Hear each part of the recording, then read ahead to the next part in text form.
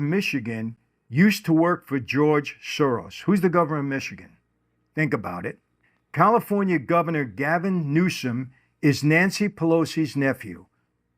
Just bear me out. Keep coming with me. Adam Schiff's sister is married to one of George Soros' sons. Who George Soros? He hates the United States. He wants to turn the United States on its head. He put all of these progressives in office. He votes strictly Democrat. He supports strictly the Democratic Party. And he hates the United States. He said it. He hates us. John Kerry, we know who he is. Forget that guy. His daughter is married to a mullah's son in Iran. His daughter is married to a mullah's son in Iran. Understand the connection that I'm making here. These are all facts. I'm not making this up. ABC News executive producer Ian Cameron is married to Susan Rice, Obama's former national security advisor.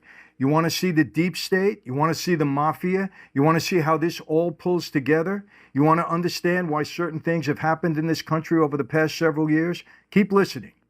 CBS president David Rhodes is the brother of Ben Rhodes, Obama's deputy national security advisor for strategic communications.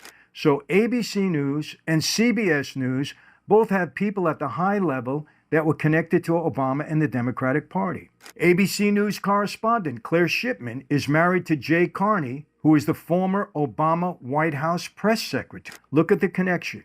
Look at the mainstream media. Look at the deep state that we're talking about. This is mafia. This is all about control.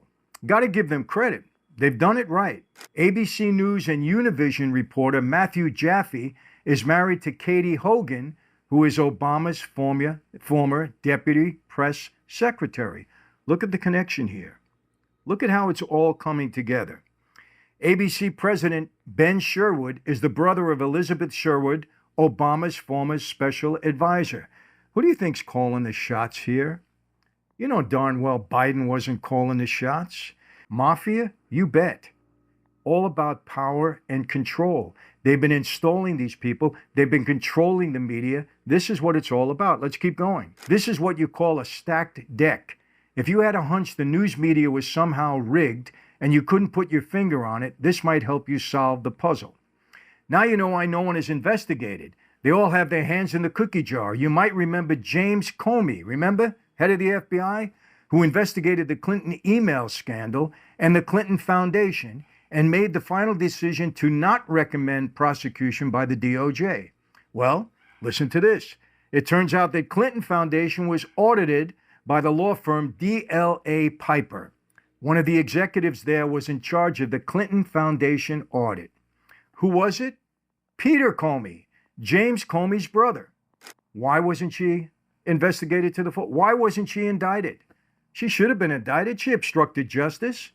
We know that. We know that there was bribes coming into the Clinton Foundation, but James Comey's brother was in charge of the investigation.